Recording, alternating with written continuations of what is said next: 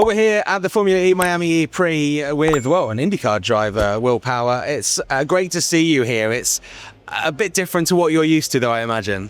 Yeah, it's a racing, but it's very interesting looking at the cars here when they have a differential in the front, sort of four-wheel drive.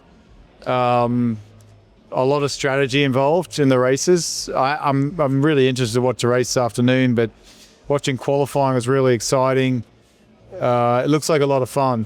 I really want to drive one of these things. So that was going to be my next question. Yeah. When are they going to let you have a go in this? Because the Gen 4 car looks pretty special as well. Twice Yes. the power this one's got. Yeah, I mean, man, that's some serious horsepower, but it's like instantaneous as well with four-wheel drives, all-wheel drive. Yeah, pretty cool. Very technical sport, like as far as the software that's involved in making the car handle for you with everything they got going on. The big difference, obviously, between what you're used to is the sound. How do you think the American audience is going to take to Formula E? Because it's been very popular over the years, which is a little bit of a surprise because we know American audiences love that big grunt or a huge engine. It depends. Like some people are into the sort of technology of it. That's sort of like the sports car crowd. They really like technology and innovation. So I think you get a lot more of the younger fan, which is, what a lot of the motorsport series is aiming for these days is sort of 15 to 25 group. And that's what this would draw, I would guess, being all electric and a lot of technology involved. Yeah, I mean, difference isn't necessarily a bad thing. Let's talk about you, because there's been a lot going on recently. Yeah. Let's just talk about you going into your 19th season now, I believe it is. How do you prepare differently to go into a new season now compared to back in the day in 2009? Yeah, I guess it's been quite refined in the sort of exercise you do and how much. And then, simulators have obviously become a really big deal in all motorsports. So you do a lot of simulator work. Testing's become more restricted, so you're in the car less.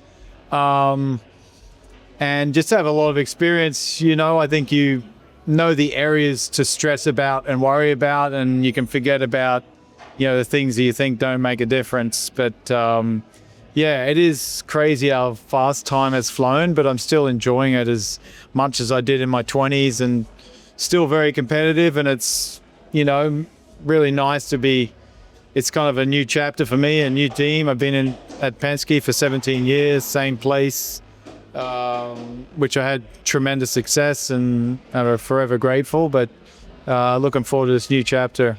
And also, making a big move as a slightly older driver on the grid is a rare thing because, drivers tend to sort of maybe drop off, and you've not shown that at all. Very similar to what Lewis Hamilton and Fernando Alonso are doing in Formula One. What's the secret to this longevity for you guys? I would say it's just continuing to work hard and really, go with the times, emulate what the young people are doing these days to stay fast. So it is a lot of simulator work, keep very fit, obviously, and just, it's easy to be lazy. I think it is, and think the experience will make up for it.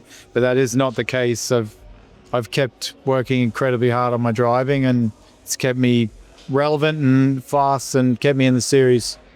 The more to come as well. Obviously, you've ticked off pretty much everything. You've recently ticked off racing at Daytona finally, which was a huge thing for you. Yeah. How was that? And also, what is left for you to tick off in your career?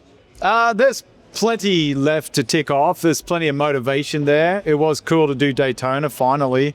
Really enjoyed the event and got on the podium, which was really nice. Joining a new team and winning a 500 or winning a championship would be so huge for me. Or just winning some races, really enjoying getting involved in sort of development direction, all that sort of thing. I think when I was at Penske, I felt like we were always in a pretty good window with the car, so you weren't, you were just looking for small details instead of big chunks. But I love competition, simply. When it comes down to it, I love competing. I love this sport.